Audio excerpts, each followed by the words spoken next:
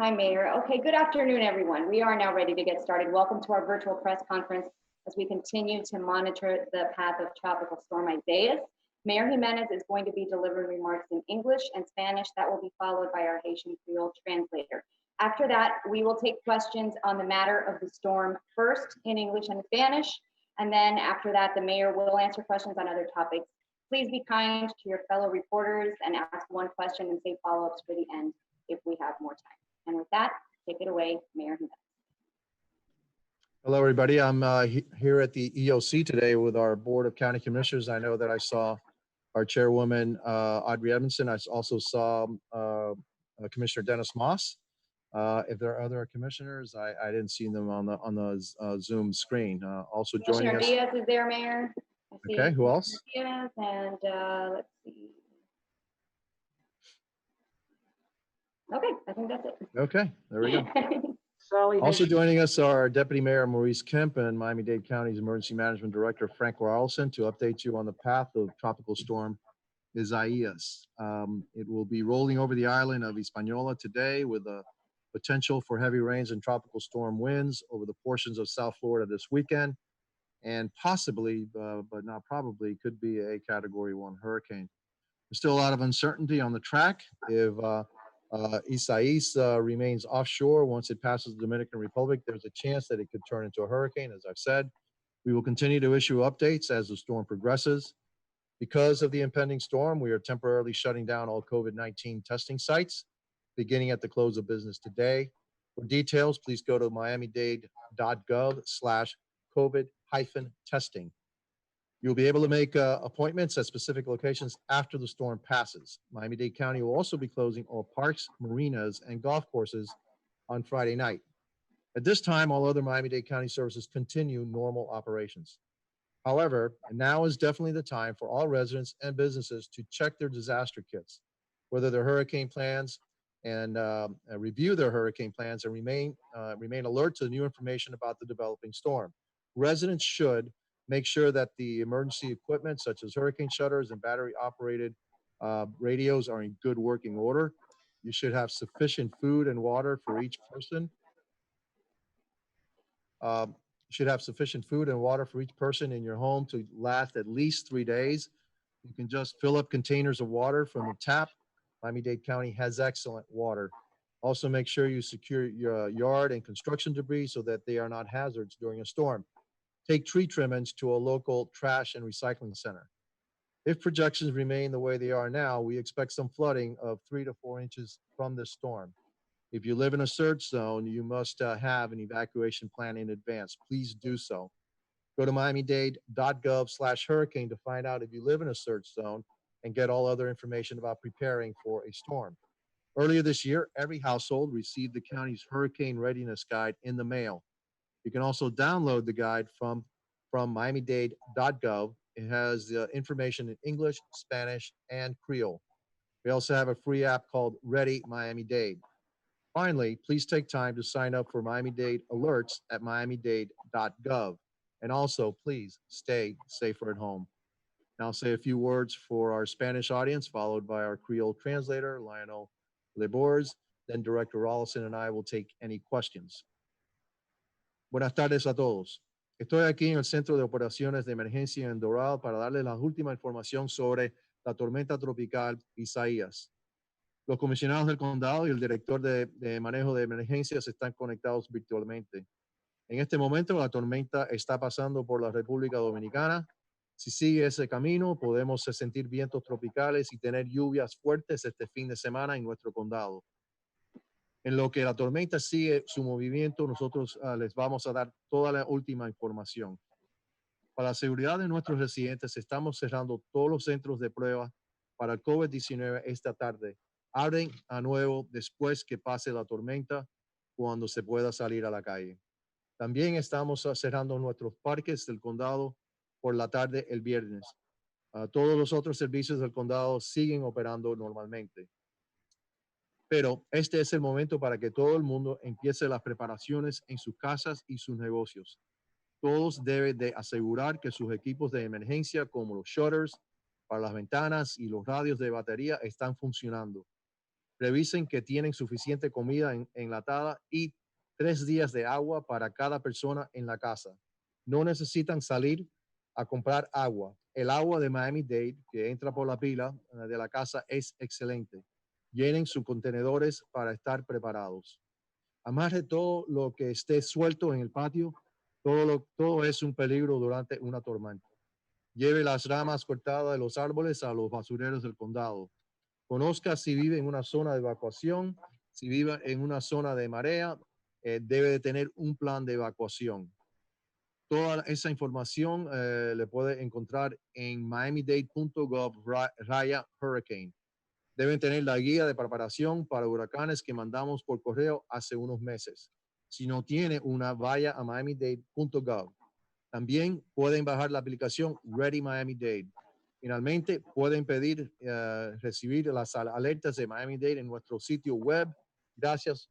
Por favor, quédense más seguros en la casa. Now here's our translator, Lionel, with his information in Creole. Thank you, Mr. Mayor. Bonjour tout le monde.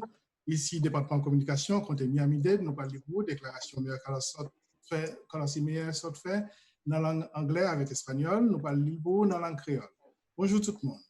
Moi, avec commissionnaire côté Miami-Dade aujourd'hui et avec magistrat adjoint Maurice Kemp et directeur service d'urgence là, qui c'est Franck Rolasson, pour capable de mise à jour sur cyclone Isaias qui a rapproché. Il va passer sous deux îles espagnoles jeudi avec potentialité pour gagner gros la pluie et gagner gros vent qui est capable de passer dans quelques portions sud Floride dans le week-end. Nous ne pouvons pas aucune certitude sur la trajectoire que nous allons gagner, mais si ça serait sous la mer et il est capable de passer dans la République dominicaine et il était sous la mer seulement, il y a pile chance que il retourne quand on cyclone. Nous allons continuer à avoir information autant qu'il a progressé. Pour site nous allons faire tout de suite pour capable faire test pour COVID-19 à partir de fin journée de travail jeudi pour question cyclone qui a approché. Pour capable gagner information qui est nécessaire dans miamidade.gov/covid-testing. Site ça capable d'avoir toute information sur façon capable prendre rendez-vous pour après cyclone. Côté Miami-Dade a continuer tout fermer l'autre bagaille quand coup parc marina avec terrain golf à partir de vendredi soir. Tout l'autre service côté Miami-Dade a été l'ouvrir et fonctionner normalement. Cependant, il va le qu'on a pour résidents avec business commencer à vérifier tous les assures pour vérifier plan pour préparer pour cyclone et rester vigilant à toute information que nous allons bailler. Il faut assurer que il y a tout équipement qui est nécessaire, protection pour fenêtre avec portière et radio qui a batterie là-dedans pour essayer de fonctionner normalement. Nous allons faire en sorte que pour vérifier tout que vous avez suffisamment mangé avec de la caillou pour au moins 3 jours pour chaque monde dans la caille. Vous êtes capable de remplir verser de l'eau à partir de l'eau contenu Miami-Dade qui est excellente qualité. Nous allons faire tout pour assurer que vous avez un débris de construction dans la cour de la caillou qui est capable de représenter grand danger pour vous mettre un endroit qui est sûr pendant la période cyclone. Vous avez une branche bois pour capoter dans le centre pour recyclage avec centre pour ramasser fatras. Si projection aurait été même genre, capable de gagner une inondation qui allait jusqu'à 3 à 4 pouces. Si nous gagnons des gens qui vivent dans une zone qui gagne une grosse chance pour gagner un cyclone avec inondation, avec marée tempête, ils doivent gagner un plan d'évacuation qui est déjà paré. On est Miami-Dade, fait en sorte que vous êtes capable de vérifier carte qui gagne une zone ça là-dedans dans miamidade.gov/OEM. Puis bon, dans l'année, vous êtes censé recevoir par la poste un guide pour capable préparer pour cyclone. Vous êtes capable de télécharger le guide ça dans miamidade.gov et information disponible dans langue anglais, espagnol avec créole haïtien. Vous êtes capable de télécharger l'application gratis noire qui est Ready Miami-Dade. Et puis finalement, en temps pris, vous êtes capable d'inscrire tout pour capable gagner alerte Miami-Dade. Merci pile et puis rester en sécurité. Thank you so much, Lionel. Okay, so before we get to questions, I want to repeat that we are going to be taking questions on the storm. And by the way, go ahead and start raising your hands if you have storm questions first, okay? We're going to do storm questions first, and we can take those English and Spanish mixed up. And then if you have questions on other topics, we'll do that once we're done with the storm prep questions, okay? I'm going to say that again also in Spanish. Por favor, vamos a primero contestar preguntas sobre los preparativos para la tormenta tropical y una vez que hemos terminado con eso en inglés y en español, entonces el alcalde puede contestar preguntas sobre otros temas, si ustedes tienen preguntas sobre otros temas. Empezamos ahora y por favor levanten las manos ahí en el Zoom con las preguntas sobre la tormenta. I want And to say, while I Patty, wait for before you go on, I want to make sure that everybody, recognizes that I know that Commissioner Sally Hayman has joined us and also Commissioner Eileen Higgins has joined us as well. and Commissioner Mona's team I saw on here as well, sir. Very good. Okay, so welcome to all the commissioners. And we're gonna go ahead and get going now with questions on the tropical storm preps. We'll go out to Jenny Staletovich from WLRN first. Jenny? Hi, thank you. I just wanted to clarify, I think I heard the mayor said you expect 3 to 4 inches of flooding, or do you mean 3 to 4 inches of rain? Rain, 3 or 4 inches of rain. It all really depends on which side of the storm we get. If we actually get the west side of the storm, we're expecting a lot less rain. So it really all depends on the track and which side of the storm we get. So obviously the eastern side of the storm is the wetter, the more stormy side. The western part of the storm at this point appears to be a lot drier. Okay, thank you. You're welcome. Thank you. Okay, I have María Alesia Sosa, Univision. Estás en mute todavía, María Alesia. ¿Cómo está, alcalde? Muy buenas tardes. Buenas. Quería preguntarle cuál es el plan del condado, tomando en cuenta que los hospitales están, algunos de ellos a capacidad. Si hay algún plan para mover las personas o pacientes que en sus casas tengan un respirador o cualquier tipo de instrumento eléctrico que necesiten para vivir y se les vaya la electricidad o el servicio eléctrico, ¿qué plan tiene el condado para eso? Tomando en cuenta que los hospitales están full. Estamos llamando ahora a esas personas que tenemos en nuestra lista si desean evacuación y también si están disponibles a tener un examen de COVID-19. Estamos trabajando con nuestros hospitales y esperamos que cualquier persona que necesita un transporte al hospital porque tiene miedo que se le va a perder la electricidad, le podamos entonces rendir ese servicio y llevarlo a los hospitales. ¿Cómo se pueden comunicar o qué tiene que hacer la gente? ¿Llamar a dónde para... Sí, normalmente esas personas ya tenemos nosotros las listas de esas personas, como 2,000 personas en esta comunidad. Tenemos esas listas, estamos llamando a todas esas personas ahora y entonces ellos nos están indicando si necesitan transporte o no. Y entonces y si necesitan transporte, nosotros vamos a cumplir con eso mañana. Déjame preguntar esto al Frank Rollison, que es el director. Frank, they talked to him about the folks that need that are electricity dependent, and I told them that we are calling everyone that's on our list. I guess the question is, if you're not on the list, how can you get on the list at this point? They can call in to 311 and they will get them connected to where they can get on the list. And at this point, we have out of the total 2,200 or so that are on the list as electric dependent, we have only 189 that have indicated that they would want to be transported at this point in time. Okay, en español, si quiere estar en la lista, por favor llame el 311 para ponerse en la lista. De los 2,200 personas que están en la lista, nada más que alrededor de 200 personas han indicado que necesitan transporte al hospital. Gracias, alcalde. Natalia Ortiz, CBS 4. Hi, can you guys hear me? Yes. Yes? I'm NBC6, by the way. I'm sorry, yes, Natalia. That's okay. Mayor, I wanted to ask you, storm preparation county for this particular storm may be or may not be different because we are in the middle of a pandemic. Sorry, you kind of broke up. What's the first part of this question? I was wondering if the storm preparations for this storm by way of the county, are there any differences? Is there anything else you're taking into account because of the fact that we are in a pandemic? Yeah, obviously we have to have more space per person. So we're going to have to open more shelters because of the social distancing. We're going to have masks. We're going to have hand sanitizers. We're going to take other preparations like if you do have to go to a shelter, normally we will feed you in a cafeteria style. We won't be feeding you in a cafeteria style, this year. So there there are a lot of differences in the way that we'll be sheltering this year because of COVID-19. Thank you, Mayor. To Telemundo 51. Sí, alcalde, básicamente mi pregunta estaba relacionada. No se te escucha. No se te escucha, perdón. Parece que se congeló la imagen y la conexión. Okay, we'll wait for him to reconnect. Anybody else have a question that is storm related in English? Okay, Brian Enton. Hi, Mayor, is there any concern that it would take longer to restore power even with a tropical storm because of the pandemic? We've heard from FPL in the past that they're concerned about social distancing and getting crews from other states. That could be a concern. I haven't heard that from FPL. We need to talk to FPL about it.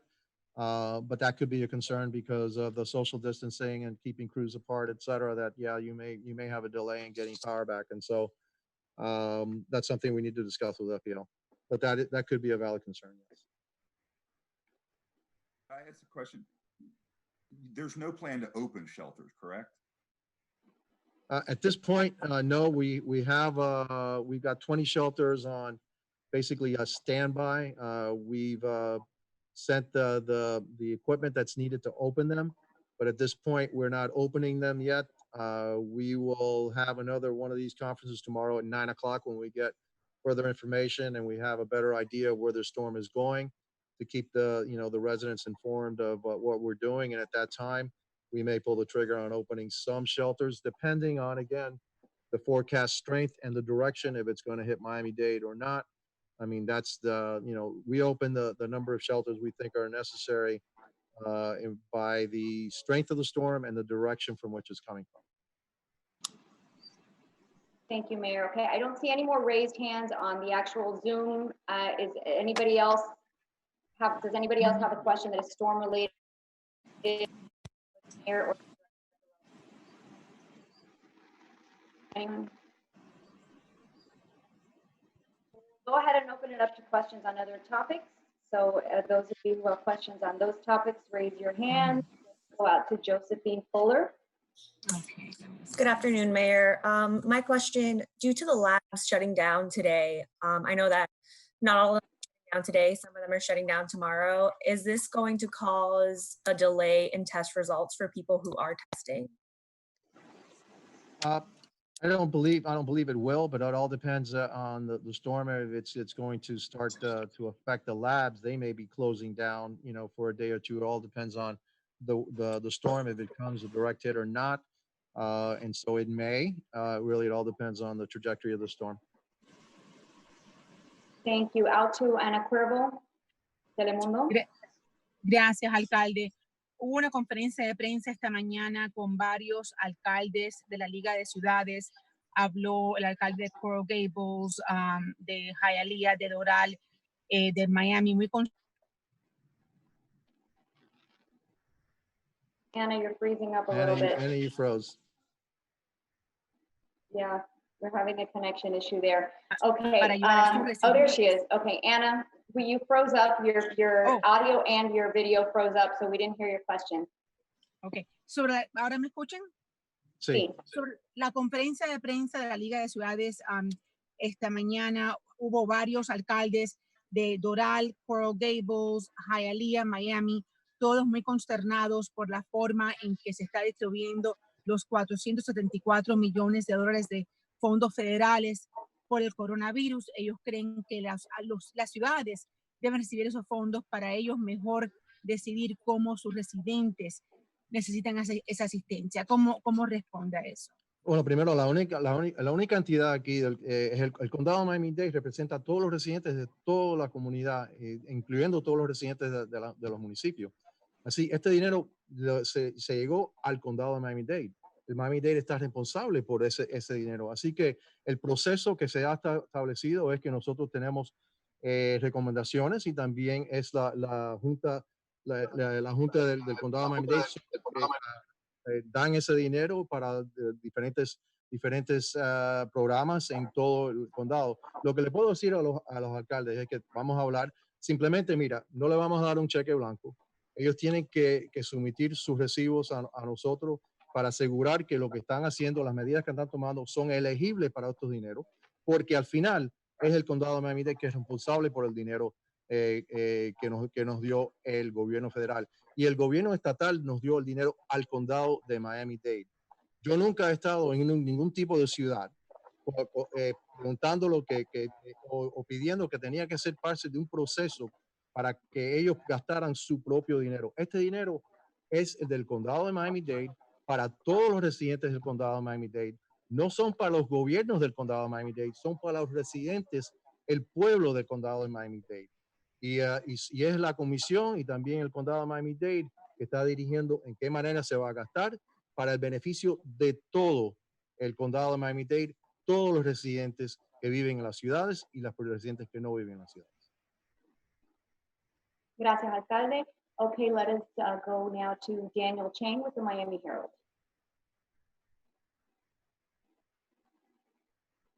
Hi, guys.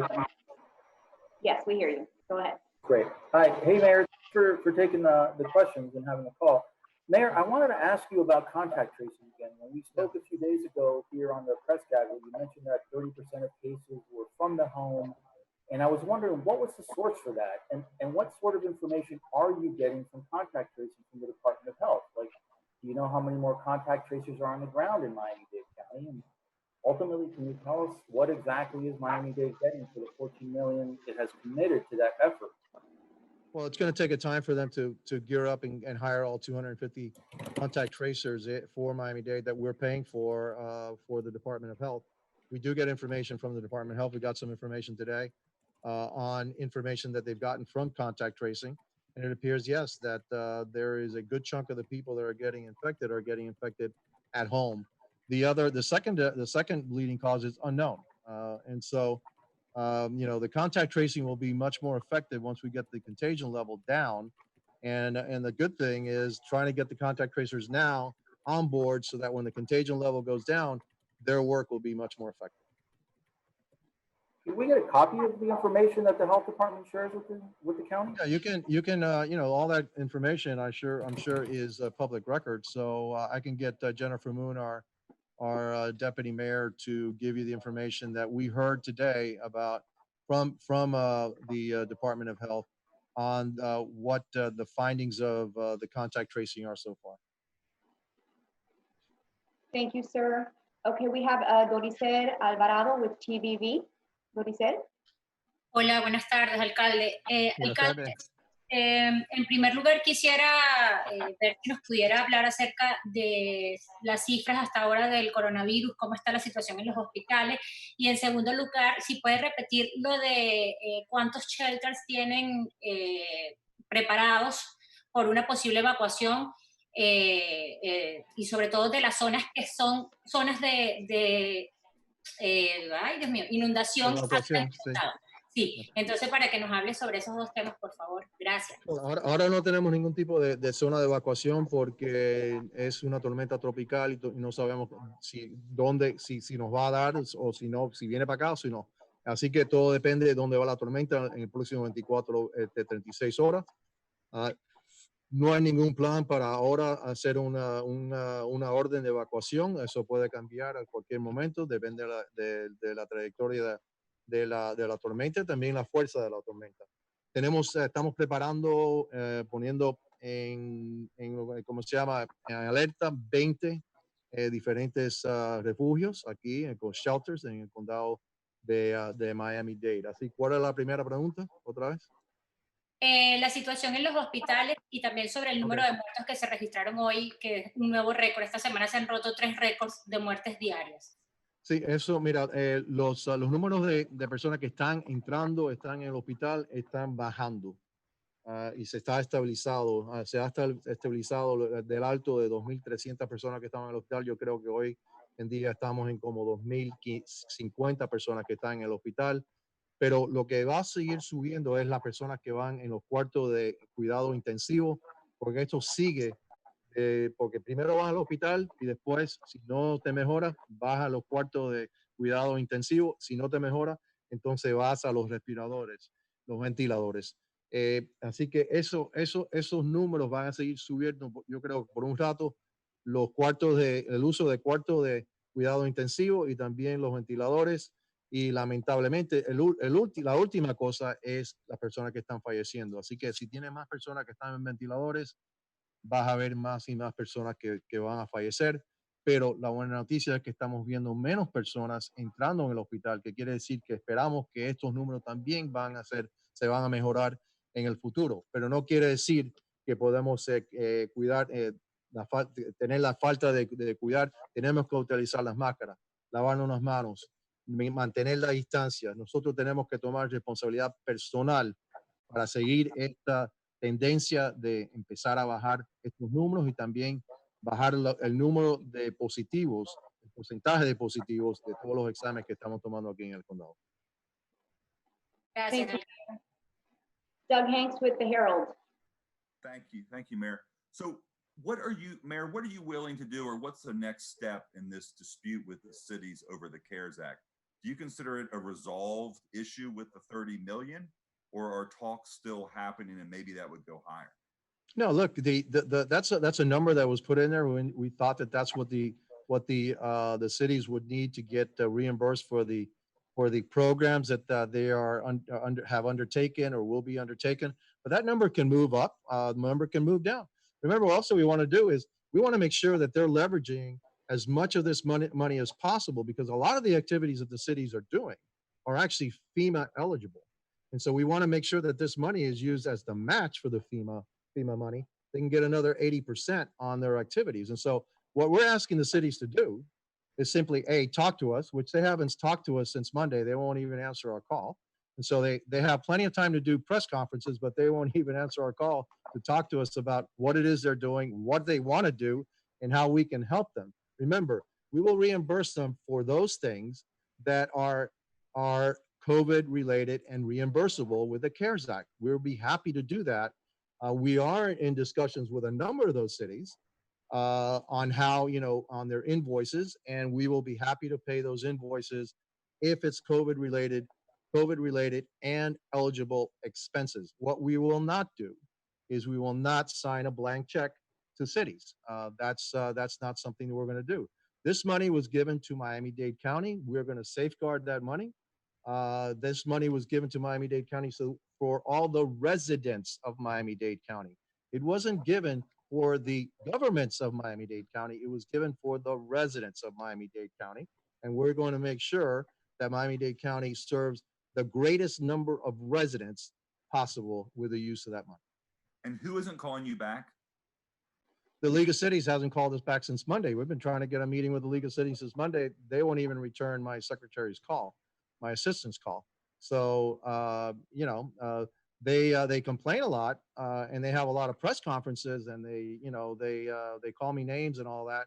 But look, hey, we need to grow up a little bit, and let's start talking. The insults are not going to get us anywhere.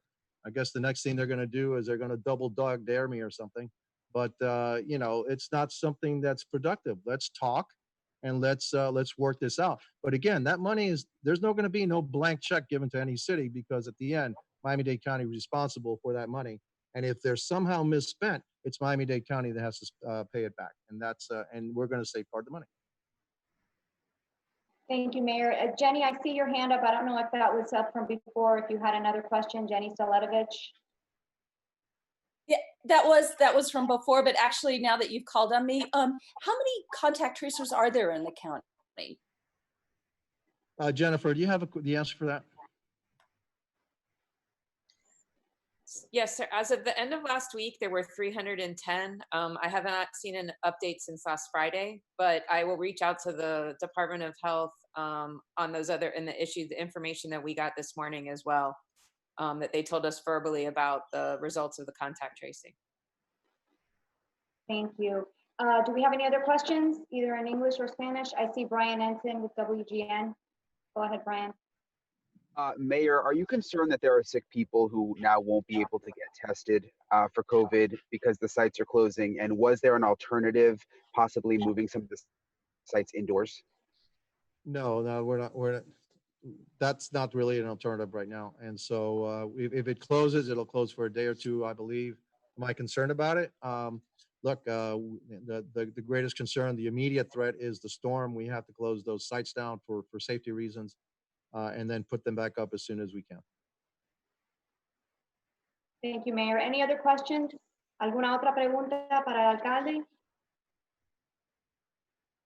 Okay. That's one quick Yeah, follow-up. I thought I heard Doug Hanks in the background. Yeah, just real quick. You had said Monday, Mayor, that you could get us daily reports on the lag in testing results. I was wondering if that was. Yes, that's right. Jennifer, we need to put that on the dashboard. Okay. It is. It's on today's dashboard, Doug. Okay. Thank you.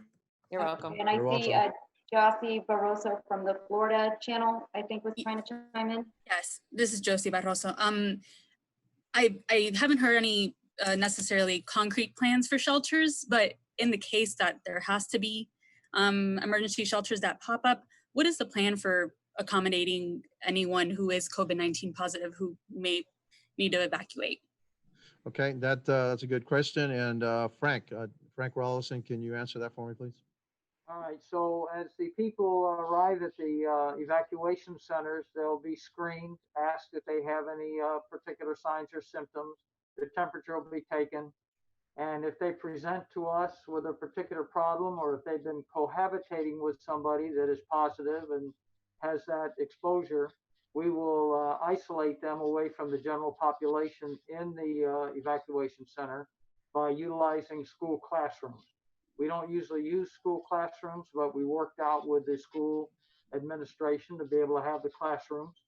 And I found out yesterday that as they prepare classrooms, not knowing exactly what's going to happen as far as in the opening goes, that they have spaced out the desks in such a way that there is plenty of room in these classrooms. There's 6 feet between the desks, that we would be able to have people that have to be in there either sitting at a desk or laying on the floor or on their cot or their mat or whatever. So we have space that we'll be able to separate these people inside the units.